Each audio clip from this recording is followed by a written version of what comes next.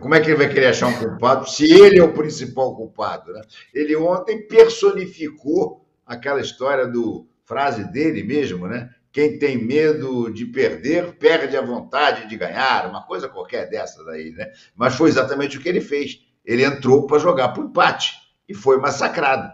Então, existe um culpado? Claro que existe. O professor ontem deu uma de técnico retranqueiro e quebrou a cara. Desculpa, Perrone, mas é que eu não consigo ver o professor falar sem rebater na hora. E aí, Perrone, o que você achou do que o Renato falou e também dessa falta de intensidade? Você acha que foi esse realmente o grande problema? Eu acho que a falta de intensidade foi um dos problemas. Faltou muita coisa, faltou praticamente tudo para o Corinthians. Faltou organização, faltou movimentação para fugir da marcação que o São Paulo fez na saída de bola do Corinthians. Em relação ao discurso do Luxemburgo, eu acho que ele é contraditório, porque ele fala: o problema não foi a escalação, o problema foi que os caras jogaram a 200 e a gente jogou a 20. Só que o jogador dele que joga a 200, o jogador mais rápido dele, é o Wesley, e o Wesley ficou no banco. Então, se ele quer jogar no contra-ataque, se ele precisa de velocidade, por que ele deixou o jogador dele mais rápido no banco? Tudo bem, eu entendo que é uma decisão difícil, porque o Wesley é um garoto, você tinha dúvidas ali se o cara ia aguentar a pressão do jogo. Mas, assim, é um discurso contraditório. Claro que a escalação tem participação nisso tudo. Ele poderia ter colocado o seu jogador mais veloz para tentar melhorar essa questão da diferença de ritmo, de intensidade e de velocidade. O Arnaldo, foi mais mérito do São Paulo mesmo, principalmente do massacre do primeiro tempo, ou desmérito do Luxemburgo e do time corintiano? Eu acho que tem a parcela dos dois aí, né? Nunca é uma situação só. A pressão do São Paulo, a forma do São Paulo jogar, a despeito da novidade do Lucas, que foi uma novidade importante, a gente já conhecia. O São Paulo vem fazendo isso. Tinha feito na semana passada contra o São Lourenço. E aí eu acho que é uma diferença importante e faltou talvez ao Vanderlei observar um pouco o São Lourenço, o que o São Lourenço tentou fazer e no final não conseguiu fazer.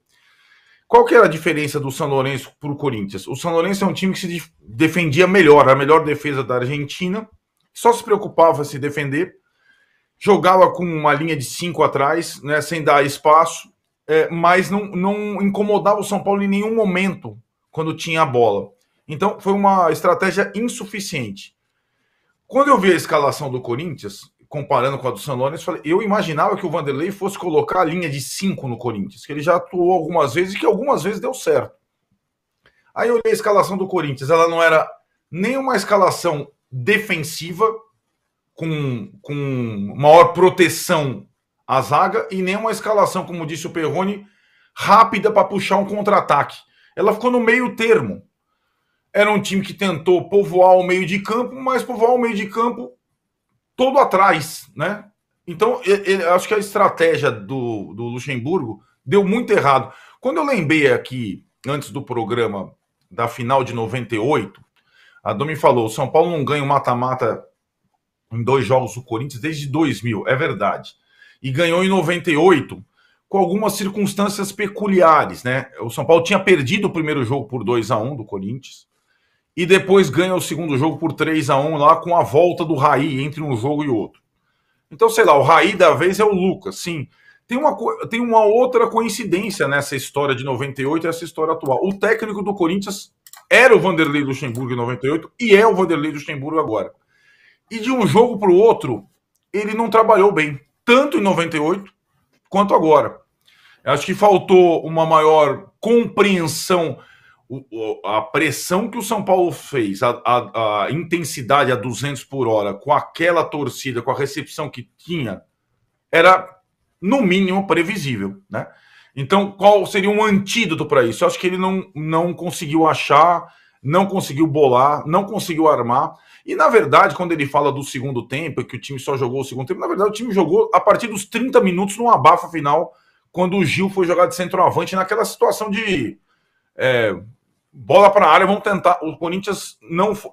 E se a gente pegar mesmo o jogo de Itaquera, quando o Corinthians ganha muito pela inspiração do Renato Augusto, o Corinthians não foi melhor em Itaquera. foi um jogo mais equilibrado, mesmo com a torcida toda a seu favor. Então, eu acho que o confronto, o Dorival mostrou que tem um time muito mais na mão dele do que o Luxemburgo. Muita gente estava comparando o trabalho dos dois. Não sei se vocês viram pela série invicta do Corinthians, ou viram, né, antes da partida. Ah, não, porque o trabalho do Luxemburgo é melhor que o do Dorival. Eu acho que não tem comparação. O Luxemburgo chegou no Corinthians um pouco depois do Dorival no São Paulo. É verdade que ele pegou o Corinthians mais caótico ainda do que o Dorival pegou o São Paulo. É verdade. Ele pegou o Corinthians pós-situação com o Cuca, com a torcida fazendo emboscada, indo buscar jogador no motel, ameaçando contra o time. O Dorival não pegou a torcida do São Paulo contra o time em nenhum momento, é verdade. Mas o que o Dorival fez em termos de campo com o São Paulo não tem comparação com o que fez o Luxemburgo. O Luxemburgo pode ter dado um pouco de paz ao clube, uma estabilidade, distanciado do time da zona de rebaixamento, classificado na Sul-Americana, mas no campo eu acho que os trabalhos são incomparáveis, pelo menos até o momento, na minha opinião. E os números do Dorival são muito impressionantes, né? Eu tava vendo aqui com o Rubão no SofaScore, ele venceu todos os últimos 17 jogos de mata-mata que disputou, contando os trabalhos no Atlético Paranaense, Ceará, Flamengo e São Paulo. O Dorival merece mais reconhecimento do que a gente dá para ele, Renato? Olha, acho que sim. O Dorival vive, na minha opinião, o melhor momento da carreira dele, né? Se a gente for lembrar a carreira do Dorival antes de ir para o Flamengo, por exemplo, ele era um técnico mediano. Ele, quando é contratado pelo Flamengo, ele não é contratado pelo Flamengo com a esperança de ganhar os títulos que ele ganhou. Ele foi contratado pelo Flamengo para tirar qualquer susto de rebaixamento, para dar uma estabilidade mínima, conseguir uma vaga na Libertadores do ano que vem. Era isso que o Flamengo pretendia com o Dorival, quando demitiu um dos seus péssimos treinadores contratados na Europa, né, o Paulo Sousa, e disse, bom, agora o Dorival pelo menos vai ajeitar a casa. E ele foi muito além disso, ele ganhou a Copa do Brasil e a Libertadores. Então, eu acho que realmente o Dorival está vivendo o melhor momento dele na carreira. É o melhor Dorival. Por isso é que eu acho que ontem houve um contraste tão grande, né? Se você olhar na história dos dois técnicos, a história do Vanderlei Luxemburgo é muito melhor do que a do Dorival, muito mais rica, muito mais cheia de títulos, muito mais comandando equipes que ele transformou em máquinas de jogar futebol. Mas o que acontece é que a gente está vendo o melhor Dorival contra talvez um dos piores Luxemburgos, né? Então dá essa diferença toda. Me parece que o Dorival está num momento muito bom mesmo. Não dá nem para comparar, por exemplo, com um dos seus sucessores, o Sampaoli. O São Paulo, hoje em dia, é um time muito mais bem armado do que o Flamengo, mesmo sem o Lucas. O Lucas é aquela cerejona do bolo, né? É uma cereja que é quase maior do que o bolo, o Lucas, hoje em dia. Mas, na verdade, o São Paulo já era um time mais bem armado que o Flamengo. Como bem lembrou o Arnaldo, o primeiro jogo já foi um jogo bastante parelho, né? O Corinthians ganhou realmente graças à genialidade do Renato Augusto. Mas esse segundo jogo foi um massacre completo. E olha, nem desde que o Dorival foi embora do Flamengo, o Flamengo não tem uma atuação tão acachapante como essa que o São Paulo teve contra o Corinthians no primeiro tempo.